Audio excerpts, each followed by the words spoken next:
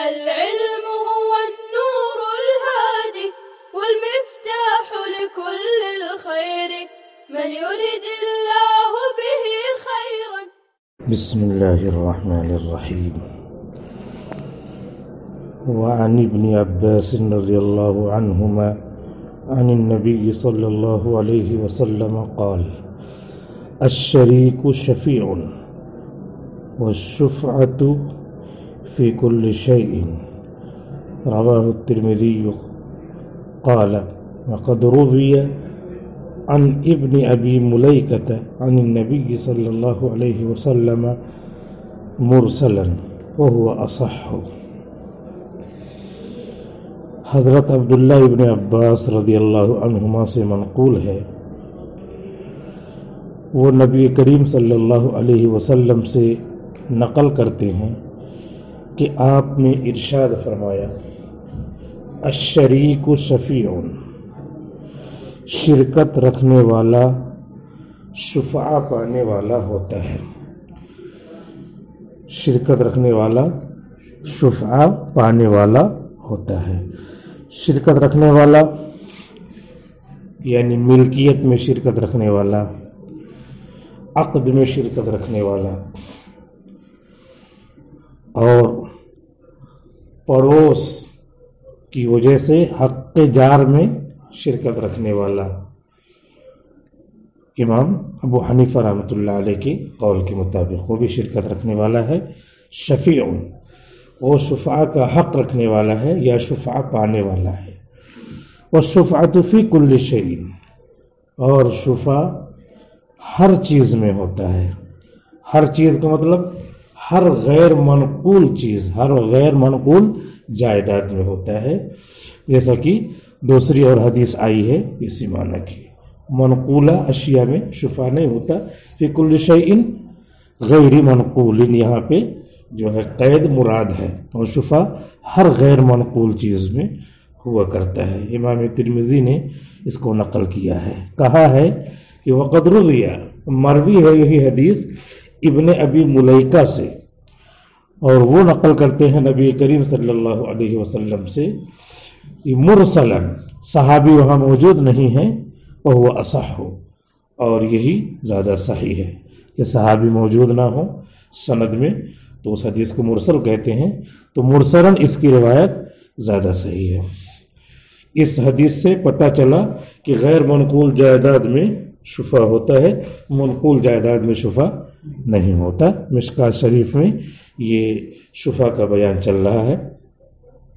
وعن عبداللہ ابن حبیش قال، حضرت عبداللہ ابن حبیش رضی اللہ عنہ سے منقول ہے، کہتے ہیں قال رسول اللہ صلی اللہ علیہ وسلم، کہ اللہ کے رسول صلی اللہ علیہ وسلم نے ارشاد فرمایا: من قطع سدرتن، جو شخص بیری کا درخت کاٹ دے، بیری کا درخت ہے اسے کاٹ دیا، راستے میں تھا، سایہ وایا اس سے لوگ حاصل کرتے تھے، بلا وجہ کاٹ دیا.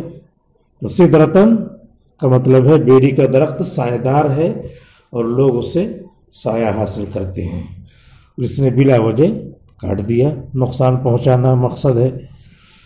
تو اللہ تعالیٰ اس سے ناراض ہوتے ہیں کہ وہ ایذا رسانی کا سبب بن گیا. وہ لوگوں کو راحت ملتی تھی، اس راحت کے سامان کو اس نے ہٹایا، تو ایذا پہنچایا، اور ایذا پہنچانا گناہ کبیرہ ہے.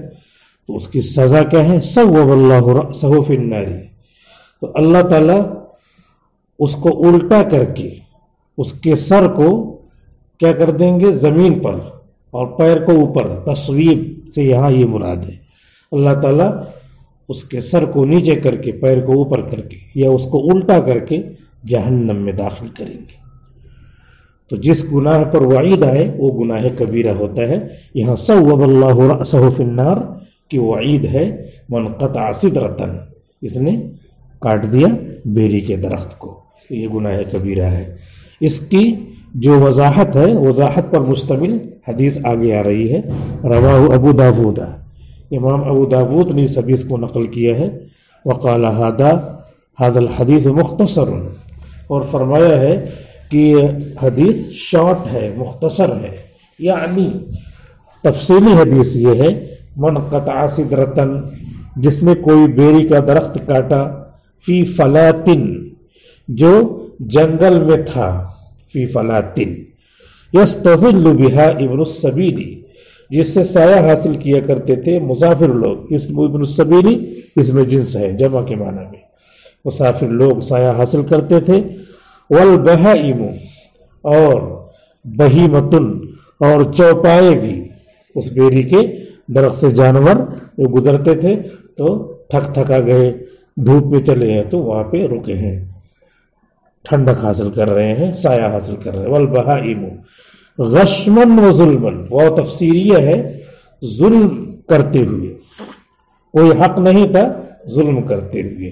بغیر حق یکون لہ فیہا، بغیر کسی حق کے جو اس کو درخت میں، حق مرجع سدرہ، مرجع سدرہ، تو درخت میں اس کو حاصل ہو، ایسا کوئی حق نہیں تھا. خالص غلطی کا کام کیا اس نے، کوئی وجہ جواز نہیں. تو اب اتنا سارا وہاں من قطع سدرتن پہلے والی حدیث میں مراد ہے، یعنی وہ مطلق ہے لیکن مقید مراد ہے.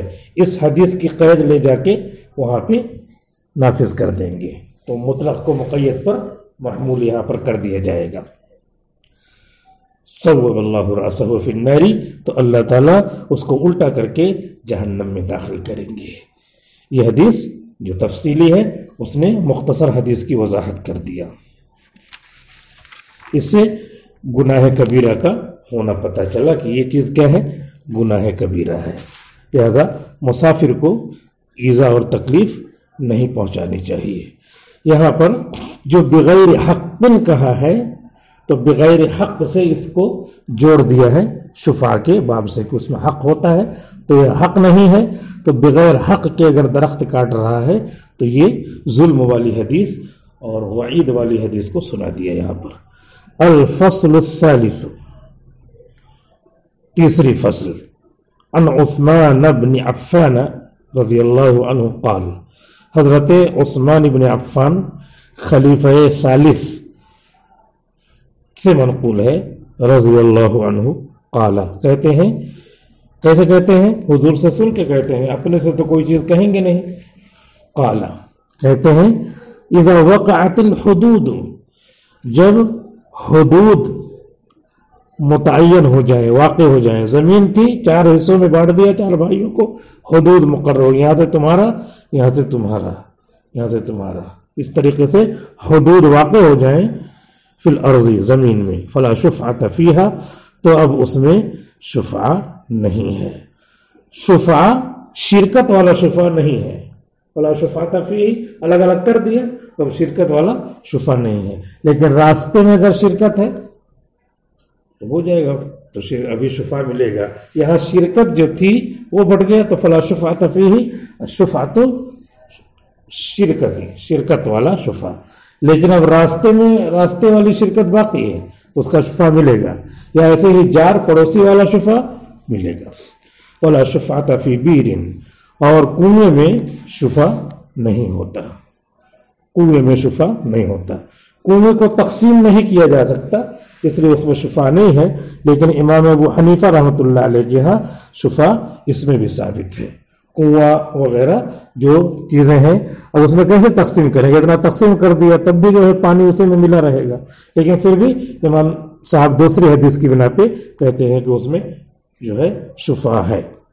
ولا فحل النخل، اور نر کھجور کے درخت میں، فحل کے معنی نر، اور النخل کھجور کا درخت، اور نر کھجور کے درخت میں بھی شفعہ نہیں ہے. یہ باغ ہے، اس میں 40 درخت ہیں، اس میں سے 41 درخت ہیں. ایک درخت ایسا ہے جو نر ہے، اس میں جو پھول آتا ہے وہ لے لے کر لوگ اس پر اپنے اپنے درختوں پہ سے ڈالتے ہیں. تو اس کا نام جو ہے تعبیر ہے، تعبیر نخل یہ کرتے ہیں. اب لوگوں نے 10-10 بانٹ لیا، اب اس 10-10 بانٹ لیا تو سب کا، چاروں کا اس میں حق ہے کہ جو ہے اس میں سے پھول لے جائے اور ڈالا کرے، اس پہ تعبیر نخل کیا کرے. تو اس نے کیا کیا، ایک آدمی نے اپنا 10 درخت بیچ دیا اور بیچنے کے بعد پھر جو ہے یہ جو اس کا حق آتا ہے 4 حصے میں سے ایک حصہ اس حق کو بھی بیچ دیا. تو یہ جو حق بیچ رہا ہے تو کہہ رہے ہیں کہ اس میں دوسرا وہ کہے کہ بازو میں ہوں نا تو مجھ سے پہلے بیچ، یہ حق جو دوسرے کو بیچ رہا ہے. تو کہہ رہے کہ نہیں، اس میں شفا نہیں ہے. ولا فحل النخل، اور کھجور کے نر درخت میں شفا نہیں ہوا کرتا ہے. اب یہ نیا باب شروع ہو رہا ہے، باب المساقات والمزارعات، مساقات اور مزارعت کا بیان. مساقات، ساقا یساقی، مساقات باب مفعلت، پانی سے سیراب کرنا. زارع یزارع، مزارعت، مزارعتاً کھیتی کرنا. تو مساقات اور مزارعت یہ اس کا بیان آ رہا ہے کہ یہ کس طرح کی جاتی ہے اور اس میں جواز کی کیا کیا شکلیں ہیں. امام مالک، امام احمد اور امام شافعی رحمہم اللہ اور امام ابو یوسف اور امام محمد، یہ پہلے مسئلہ آ چکا ہے کہ ائمہ ثلاثہ اور امام ابو حنیفہ رحمۃ اللہ علیہ کے دونوں شاگرد ایک طرف ہیں کہ مزارعت جائز ہے. امام ابو حنیفہ رحمۃ اللہ علیہ کے مزارعت جائز نہیں ہے، لیکن صاحبین کے قول پہ فتویٰ ہے. الفصل الاول، پہلی فصل. عن عبد الله بن عمر أن رسول الله صلى الله عليه وسلم دفع إلى يهود خيبر نخل خیبر وارضها. حضرت عبداللہ ابن عمر رضی اللہ عنہما سے منقول ہے کہ رسول اللہ صلی اللہ علیہ وسلم نے خیبر کے یہودیوں کو دیا خیبر کے کھجور کے باغات، کھجور کے درخت، وارضها، اور اس کی زمین یہ دے دیا. تو مزارعت میں کیا ہوتا ہے؟ مزارعت میں اپنی زمین دوسرے کو دے دی جاتی ہے، زمین لے لو اور اس کے بعد اس میں جو ہے تم بیج خرید کے لاؤ، اپنا پیسہ لگاؤ اور تم محنت کرو، اس کے بعد جو پیدا ہوگا تو آدھا آدھا لے لیں گے. تو یہ مزارعت ہے. تو یہ کہہ رہے ہیں کہ حدیث شریف میں یہ ہے کہ حضور صلی اللہ علیہ وسلم نے خیبر کے یہودیوں کو، جب خیبر فتح ہو گیا تو خیبر کے یہودیوں کو کہا کہ یہ جو زمین ہے اور اس پہ جو باغ ہے کھجور کا، یہ تم لے لو اور اس کو اچھے طریقے سے اس میں کھیتی کرو، یعنی کھجوروں کا خیال کرو، کھجوروں کی نگرانی کرو اور اس میں جو پیداوار ہوگی تو آدھا آدھا تقسیم کر لیں گے. تو دیکھیے جو ہے زمین اور اس پہ جو باغ تھا وہ دے دیا، اپنی چیز دے دیا اور اس کے بعد اس سے محنت کروایا اور وہ جو کچھ بھی اس میں ڈالیں گے پانی وانی، مساقات، پانی وانی اس کو ضرورت ہے اور دوسرے کیڑے مار دوائیاں وغیرہ جتنی بھی کھیتی میں ضرورت پڑتی وہ سب جو لگائیں گے. لگانے کے بعد پھر جو ہے حضور نے کہا کہ اس کا پھل جو آئے گا تقسیم کر لیں گے آدھا آدھا. تو یہ مزارعت ہوئی، یہ جائز ہے. الا ان يعتملوها من اموالهم، یہودیوں کو، یہودی خیبر کے یہودیوں کو دیا خیبر کے کھجوروں کے باغات اور اس کی زمین اس شرط پر کہ وہ اس میں کام کریں گے اپنے مال کے ساتھ، مال سے لے کر. اس کا ترجمہ یہ کیا ہے کہ مال اور جان لگائیں گے، عمل کریں گے تو اپنا جان کھپا رہے ہیں اور اپنا مال لگائیں گے. ان یعتملوها من اموالهم، کہ اپنے مال اور جان اس میں کھپائیں. وَلِرَسُولِ اللَّهِ صلی اللہ علیہ وسلم شطر ثمرها، اور جب یہ سب لگا لیں تو پیداوار ہوگی، کھجوریں نکلیں گی تو کھجوروں کا آدھا، پیداوار کا آدھا اللہ کے رسول کا ہوگا.